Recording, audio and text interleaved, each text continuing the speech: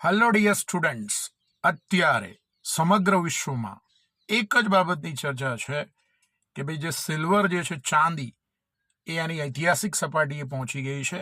એનો ભાવ જે છે 1 કિલોના 3,20,000ને પણ ક્રોસ કરી ગયો છે. પરંતુ આજે આપણે સિલ્વરની વૈજ્ઞાનિક સમજૂતી મેળવવા માટે ભેગા થયા છીએ. તો વિદ્યાર્થીઓ, સિલ્વરની અવનવી સાયન્ટિફિક બાબતો પણ આપણે ધ્યાનમાં લેવી જોઈએ.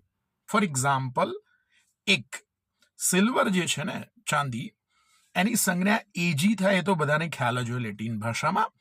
પરંતુ સેકન્ડ નંબરનું ચર્ચા કરીએ આપણે, તો સિલ્વર જે છે એ ઉષ્મા અને વિદ્યુતનો સુવાહક નહીં, કંડક્ટર નહીં, પરંતુ એનાથી પણ આગળ અતિ સુવાહક એટલે કે સુપર કંડક્ટર છે. મતલબ કે એ વિદ્યુત અને ઉષ્માનું જબરજસ્ત વહન કરે છે. તો આ ખાસ ટોપિક એક્ઝામ માટે યાદ રાખી શકાય.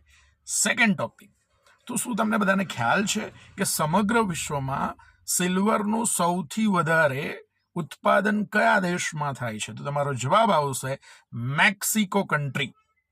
પછી ત્રીજું અગત્યનું ફેક્ટ ચર્ચામાં લઈએ છીએ સિલ્વર વિશે, કે સિલ્વર જે છે એનો ક્યાં ક્યાં ઉપયોગ થાય છે. તો જુઓ, ઓર્નામેન્ટ, ઘરેણામાં એનો ઉપયોગ થાય તો આપણને બધાને ખ્યાલ જ હોય.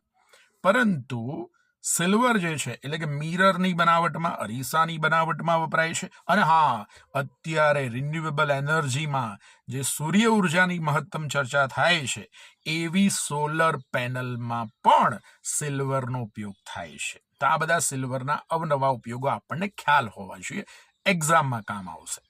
પછી સિલ્વર જે છે, ચાંદી, એનો મેડિસિનલ ઉપયોગ પણ છે. એટલે કે દવામાં પણ સિલ્વર એડ કરવામાં આવે છે. કારણ કે વૈજ્ઞાનિક રીતે સિલ્વર એન્ટી માઇક્રોબિયલ પ્રોપર્ટી ધરાવે છે. એટલે કે તે બેક્ટેરિયાને મારવા માટે કામ આવે છે. એન્ટી માઇક્રોબિયલ પ્રોપર્ટી ધરાવે છે. અને હા, છેલ્લું અને અગત્યનું યાદ રાખી શકાય કે આ જે સિલ્વર છે એ રાસાયણિક પ્રક્રિયાને ઝડપી બનાવવા માટે કેટલિસ્ટ એટલે કે ઉદ્દીપક તરીકે પણ તેનો ઉપયોગ થાય છે.